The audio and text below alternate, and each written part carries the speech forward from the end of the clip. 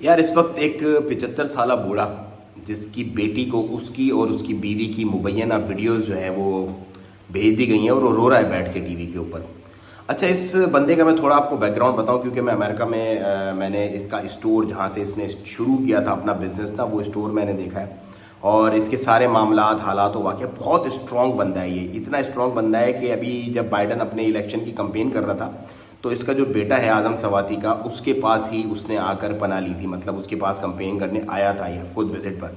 سو کتنا اسٹرانگ بندہ ہوگا آپ یہ سوچو کہ جس کے پاس بائیڈن آئے, جس کے بیٹے کے پاس بائیڈن آئے, کتنی اس کی ریچ اور اپروچ ہوگی. اس بندے کے ساتھ پاکستان کے اندر یہ حالات و واقعات ہو رہے ہیں کہ وہ بیٹھ کے ٹی وی پہ رو رہا ہے کہ اس کی بیٹی کو اس کی اور اس کی بیگم کی مبینہ ویڈیوز جو ہیں وہ بھیج دی جا رہی ہیں. تو آپ اور میں تو پھر گندی نالی کے کیڑے ہیں, ہماری تو کوئی اوقات ہی نہیں ہے, کوئی وقت ہی نہیں ہے ہماری, تو ہمارے ساتھ کیا ہوگا. یہ ایک چھوٹا سا سوالیہ نشان ہے اور یہ میرے لیے اس لیے کہ زیادہ میں اس پہ سوچ و فکر کر رہا ہوں کیونکہ میں نے اپنی آنکھوں سے اس کا بزنس, اس کا اثر و رسوخ, اس نے جہاں سے شروع کیے تھے اپنے کاروبار کے معاملات ہیوسٹن میں, وہ میں نے ساری چیزیں دیکھی ہیں.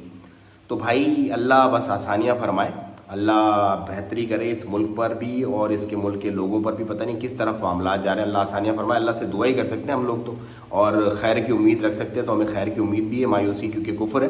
اور اللہ بس آسانیاں فرمائے ہمارے حق میں. آپ لوگ بھی دعا کریں اور